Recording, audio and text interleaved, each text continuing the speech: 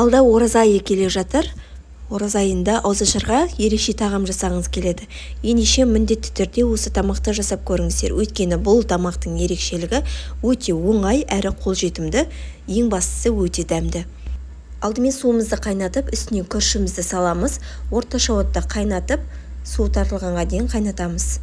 Содан кейін оттан алып, мұздай сумен шайып, бір шетке алып қоямыз.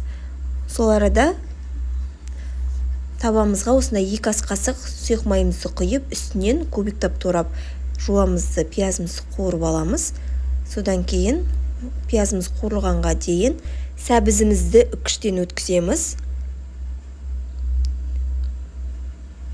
Енді оны пиязымыздың үстінен салып, ары қарай қуырамыз. Астын қатты ашып қоймаңыздар. Сәбізді салғаннан кейін ұзақ қуырмаймыз. Үстінен біраз қасық ұнымызды салып, тағы да араластыратын боламыз.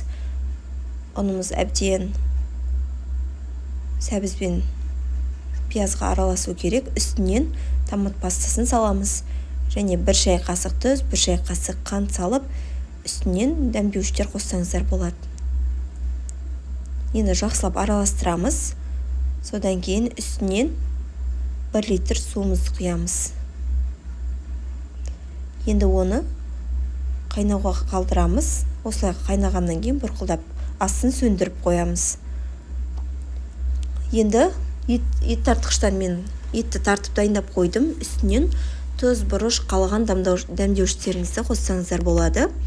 Енді осылай қолымызбен араластырамыз. Үстінен манағы суын сорғытырып қойған күрішімізді саламыз. Жақсылап қолымызбен араластырып, енді домалақ пішінге келтіретін боламыз. Бұның бір ерекшелігі духовкада піседі. Тефтелейміз. Барлығын формаға орналастырып аламыз. Мен кішкене үлкендеу қылып жасадым формасын. Сіздер өз қалауларыңыз бойынша жасайсыздар. Енді манағы пісіп тұрған тұздықты үстінен құятын боламыз.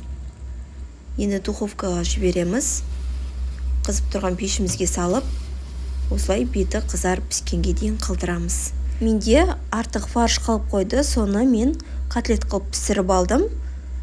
Котлет қылып пісірсеңізде, міне ортасы қараңыздар сочный болып піседі. Міндетті түрде жасап көріңіздер. Тефтелейдің қасына мен гарнирге күріш пісірдім. Сіз өз қалауларыңыз бойынша гарнир жасайсыздар. Қасына тұздығын құямыз. Бірден дастарханға тартсаңыздар болады. Назарларыңызға көптен көп рахмет. Сіздермен болған Сандуғаш. Барлықтарыңызға ас болсын.